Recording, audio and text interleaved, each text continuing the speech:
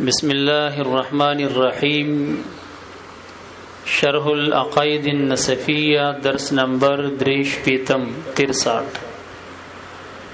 أو غير مركب كالجوهر وهو الجزء الذي لا يتجزأ. اللهم صل على سيدنا وحبيبنا وشفيعنا محمد وآله وصحبه وبارك وسلم عليه.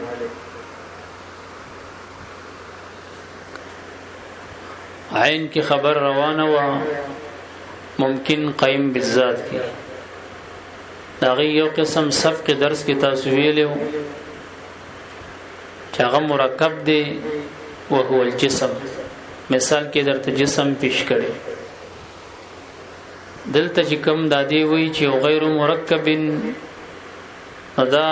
بیان د قسم ثانی د عین دی یعنی د ممکن قیم بالذات دی د دویم قسم چې دا غیر مرکب دی. کل جوهر مراد د جوهر نه جوهر فرد دی. جوهر فرد څه ته وایي؟ جز لا يتجزا. هغه جز ته چې هغه تجزی او تقسیم او تقطیع نه قبله. جز لا يتجزا هغه جز چې تقسیمیږي نه. تاسو پښتو باندې پوه شئ کنه. او غیر مرکب یا بدا غیر مرکبی کل جوهری لک جوهر راوال یعنی العین الذي لا يقبل الانقسام. دا اوس تفسیر د جوهر ته بیانې. حاصل دا دی چې مراد د جوهر نه هغه عین دی چې قابل د انقسام نی تقسیم نه قبلې بالکل نه قبلې. ولی لکمال صغره د وجد ډیر زیات وړوکوالی خپلنا وړو کې ډیر زیات سکه تقسیم نه قبلې ولی نه قبلې د وجد کمال صغر خپلنا. تاسو پښتو باندې پیږي کنه. یعنی مراد د جوهر نه العين الذي عين لا يقبل الانقسام چې تقسیم دل نه قبلې تور سرولی کا بالکل نه قبل لا فعلا ولا وهما ولا فرد. غرض د شارح د دې عبارت بیان د ثلاثه اقسام د تقسیم دی. الکه څه مطلب دی؟ لا فعلا ولا وهما ولا فرضا د تقسیم درې اقسام ته ذکر کړي. څو اقسام ته ذکر کړي؟ درې اقسام. د دین دو تعبیر تاسو یاد کړئ. یو تعبیر د سیاد کې چې موږ استادانو نو ورېدلې سنوبر بابا نه او یې تقسیم په دوه قسمه دی. یو تقسیم فقی دی یو تقسیم غیر فقی دی. تقسیم سره فقی او تقسیم غیر فقی. وجه د حصر په دواړو کې دا تقسیم بخالی نه وي.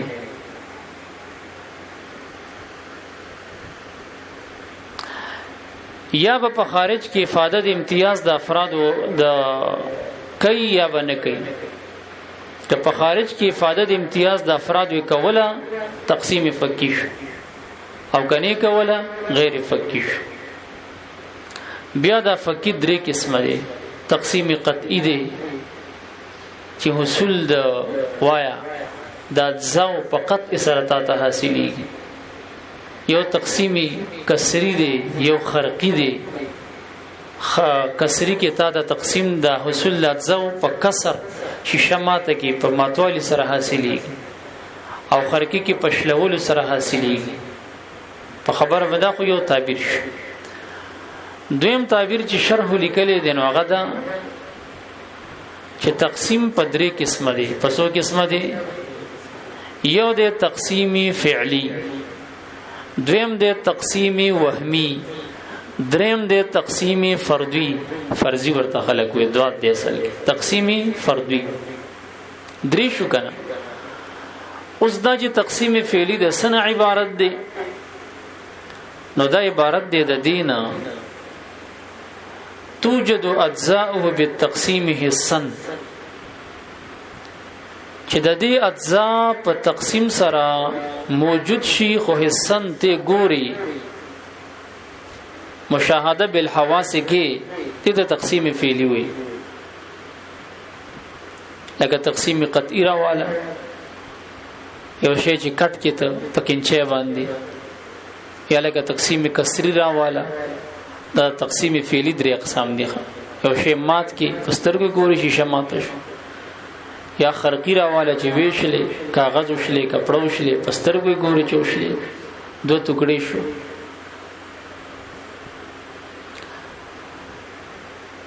نو دا غو تقسیم فعلی شو کچرته په خارج کې اخراج په نتیجه د تقسیم کې بالفعل موجود نشو دغه تسوي تقسیم وهمی او فرضی ورته وي تقسیم وهمی چې دا حاصلېږي په مدد د قوی واهمه سره او تقسیم فردی دغه تقسیم عقلی دی په خبره باندې پوښتنه کنه نو مراد د جوهر ناغ عین دی چې بالکل انقسام نه قبلی نه فعلا قبلی نه وهمن قبلی نه فردن قبلی ولکه تاسو پوښی نو څه شی شو خدای ته ګوره پوي میک یګور امنه وهو الجزء الذي لا يتجزا مراد تنا غ جزء دی چې تجزین قبلی مراد تنا جزء لا يتجزا ارسطو او داغه متبعين دی اختدی کوشش د دې سده په صدد د ابطال د جزء لا يتجزا کی دي دا نه مني او متکلمین حضرات ورته دا ثابت دي او دا ثابت دي خام ولګه تاسو پوښی حکمای نه منو د حکماو کوم خبره د سړي توپ ده تاسو پوښی پښتو باندې کنه تردیزی خبره ختم ته اشکال خو به تردیزی نه درته کنه ولم يقل وهو الجوهر غرض د شارح رحمت الله تعالی علیه جواب ورکول دي په دې عبارت سره د یو سوال نه چې غواړي په حضرت ماتن باندې حاصل سوال دی چې ګوره د عین د پاره دوه قسمونه عین مرکب عین غیر مرکب نو د عین مرکب مثال چې ماتن پیش کول او ډایرک ویل چې وهو جسمونه یا وهو الجسم ښکاری درته کنه وهو الجسم او د عین غیر مرکب مثال چې پیش کړي دا سينوي چې وهو الجوهر وای کل جوهری دا ولی پس سوال پوښوي نعین سو قسمونه دي دوا مرکب غیر مرکب مرکب چې د مثال پیش کولو ډایرک ویل چې وهو الجسم دا جسم دی او د غیر مرکب مثال چې پیش کړي دا سينوي چې وهو الجوهر دا جوهر دی وای کل جوهری پشان د جوهر دی دا ول یار په سوال پوښو کنه لگا نو دې داغي جواب درته کوي ها دا چې د ویل چې دا کل جوهر دی او دا سونه ویل چې دا څه دی لگا جوهر دی وځکا دا عین غیر مرکب منحصر په جزء لا يتجزا کې نه دی نو ځکه وهو الجوهر نوي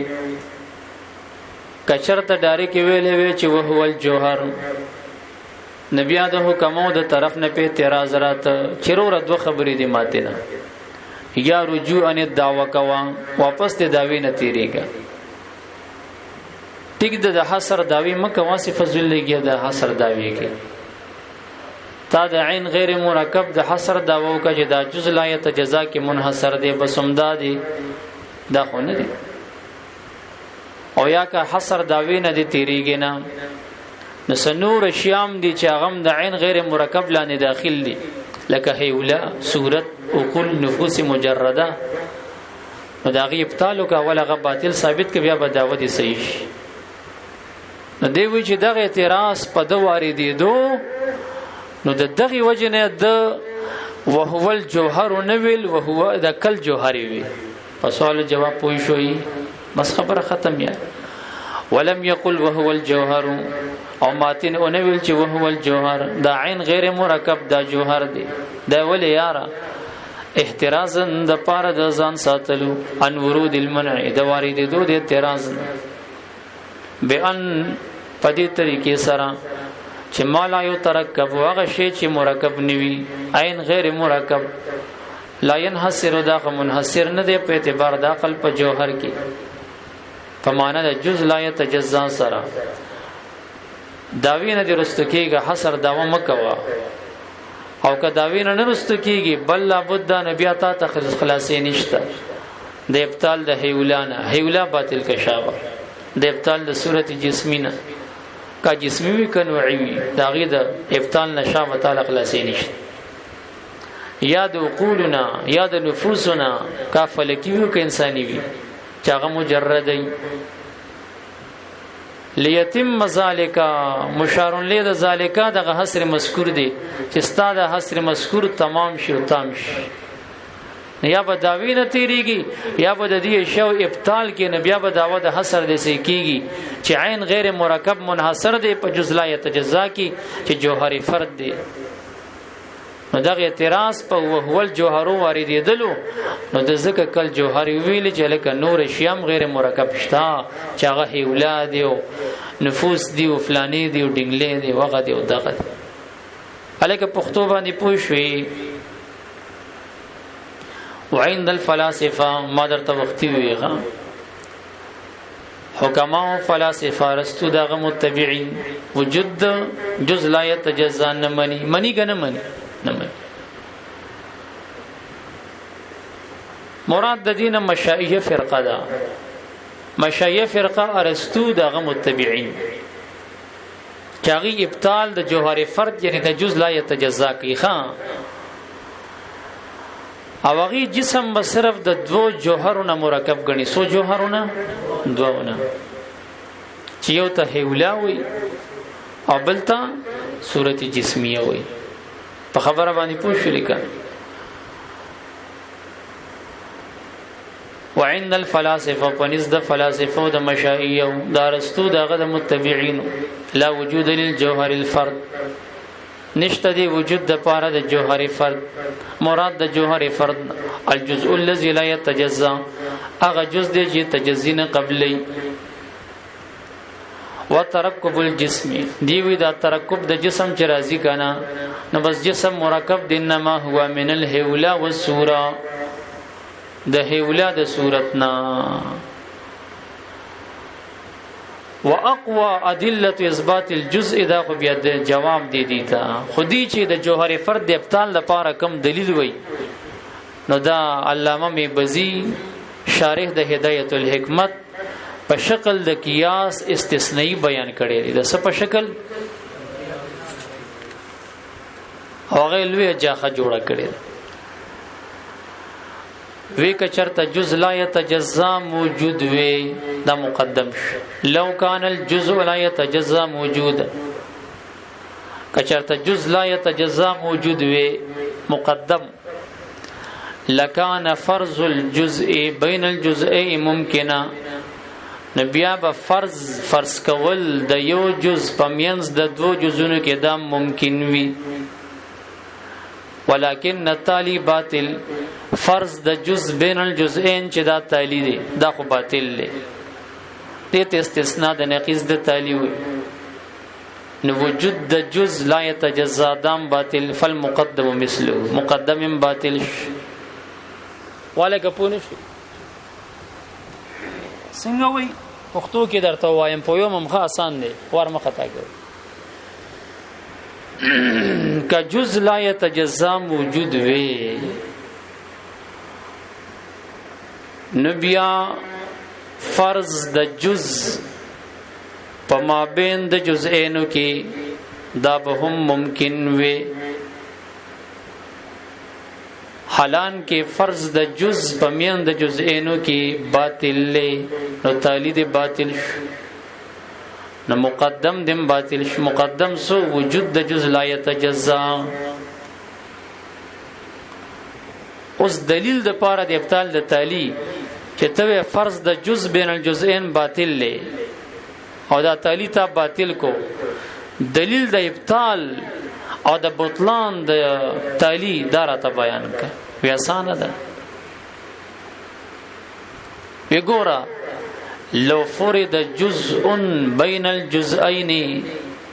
کچرته فرض کړي شي او جز د دو جزئین منس کی نو دیزی کی عقلی دو احتمالات مونږ ته متوجي کی سو احتمالات دو احتمالات یو احتمال دا راځي چې دا کم جز چې واقع دی په من د جزئینو کې دا کم جز چې واقع دی په من د جزئینو کې دا مانع دی د اتصال د جزئینو د احدهما بالآخر د پارا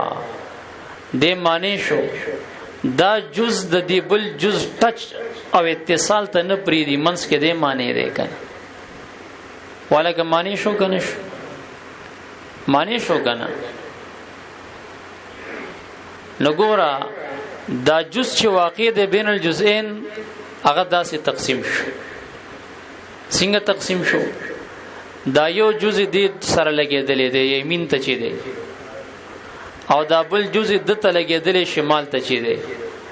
نو د معنی شو د دواړو د پاره د اتصال د احدهما بالآخر سره اتصال ته د دواړو پریدي نه خو منس کې دی کنه واقع بین الجزئین دی کنه یو جانب یو جز سره ټچ دی بل جانب بل سره ټچ دی تقسیم شو که تقسیم نشو خدای خدا چې کوم واقع دی منس کې دی خدا سے تقسیم شو چې دا یو وړه د سره ټچ دی بل وړه د سره ټچ دی او دواړو د پاره معنی دی ان الاتصال لاتصال احدهما بالاخر او دا دو داسې تقسیم شو چې دا دوم اړخونه لري دا یو اړخ د دې جز واقع بین الجزئین سره ټچ دی د دم اړخ شته کنه دا د سره ټچ دی او دا بل اړخي هوا سره تخالی دی د دې بلم دا یو اړخ د جز واقع بین الجزئین د سره ټچ دی او دا بل اړخ د بل سره ته کولو پاتې دی دا دوه داسې تقسیم شو ولکه تاسو پوښښ کپوی نشو نو په درې واړو کې تقسیم راغو کرانه کو په دغه جز چې واقع دی بین الجزئین مغم تقسیم شو او دغه دو جزئین اخرین الذي وقع بينهما الجزء الاخر بفرد الفارد دا دوم تقسیم شو یو جو جزئی د منس کې جز سره لګیدلی دا یو جزئی چې هوا ته خالی پدام تقسیم شو حالان کې جزء لا يتجزا تقسیم نه قبلي او دي چې درې واړو تقسیم قبول کو نو یو احتمال د سه لاړو یو احتمال څنګه لاړو دغه سي درزو خوړو دویم صورت دا دی چې دا جز واقع بین الجزئین معنی د اتصال د احدهما بالاخر نه نوي دمر لطیف وی دمر لطیف والک تاسو پیږي چې د دوه جزونو منځ کې خو واقع دی خدای اتصال د احدهما بالاخر د پاره معنی نشي جوړېدلې تاسو خبره باندې پوښښلې کنه د دواړو جزینو درمیان کې قران نغوتی وی خو هغه دواړه خپل کې باوجود د څه شي وی لکه یو ځای شي وی او داس یو ځای شي چې د ټولو ته په اشاره واحده اشاره کیږي بس تداخل پکې راغلی د تسوی تداخل د جواهر ورته وي تداخل د جواهر خبره باندې پوښښلې کنه او داسې محال دا محال دی تداخل د جواهر وسدي دا محل چې او جز دی واقع شي بین الجزئین او دا هغه د معنی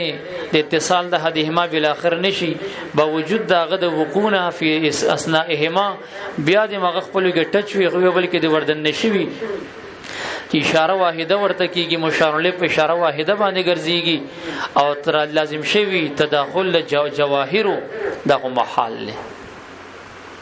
ځکه چې کله جز واقع شي بین الجزئین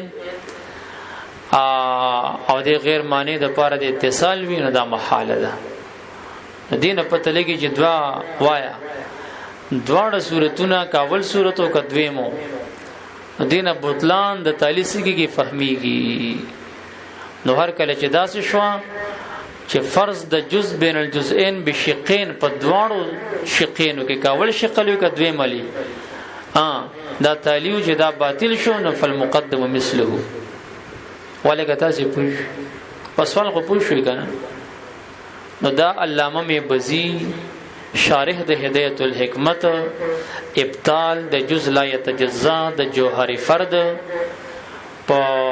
دې د بطلان د پاره دلیل چې ویلې په شکل د قیاس استثنایی ویلې او دغه وضاحت درته موک همې ککن اوس متکلمین په اثبات د جز لا یتجزا کې دلایل ډیر لري متعدد دلایل لري الکه پښتو باندې پوښ خو اقوا د ادله د دی غډیر قوي ترين دلیل د دی د اثبات د جز لا یتجزا د پاره هغه وی دغه دی کم یو دی واقوا ادله اثبات الجزء او ډیر قوي ترين د دلایل د اثبات د جز لا یتجزا د پاره غدا دی انه لو دعت قرتن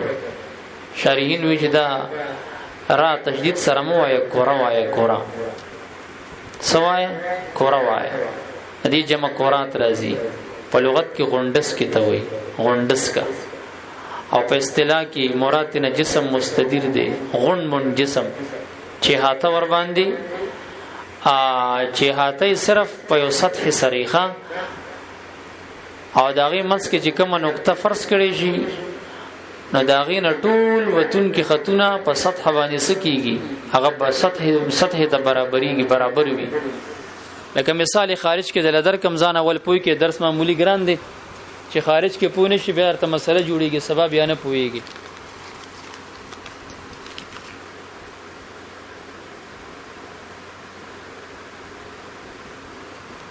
دغه نقطه د منځ کې ښکاری درته دا جسم مستدیر دی دینه وتون کې څومره خطونه چې دغه سطح ته برابر دي یې نقطې نو خطونه وباسه دا څومره خطونه ته وته دا ټول به برابرۍ دې ته کوروي ولکه تاسو پوښوي نو زکه دې مبارک فرمایي درته تفتازانی سیبا پښتو باندې پیږي دی وایي چې اقوا ترين د دلایل د اثبات د جز لا یتجزا نه غدا دي چې انه لغدعت قرتن ککی خود لشي کورا خو کورې حقیقیه او په سطح حقیقي باندې نو لم تماسه نو دا د غسر نه ټچ کیږي مگر په جز په دسه جز چې هغه بغیر منقسمی ازلو ما سطح کدا مسجد دی سطح حقیقی سره دا کوره حقیقیه په جزئین سره نو لکان فيها خط بیا خودی کې خط راځي او خط پر کې بالفعل لازم نو فلم تکن قرۃ حقیقیه او بیا خو کوره حقیقیه نشو ځکه کوره حقیقیه کې خط بالفعل نه راځي نو دا قوی ترین دلیل د پاره د اثبات د جز لا یتجزا دی کته وې ز پوی نشم دې د پاره بل بیګاته به مالګي روټه خوري نو سال برته کې ز بیا راتو شم چې بیا راتو شم کې دې شي خدای دې ور باندې پويږي زب کاغذونه ماغذونه راواله مو نقشې به درته جوړې کوم کې دې شي خدای دې پويږي ټیک ده وصلی الله تعالی علی خیر خلق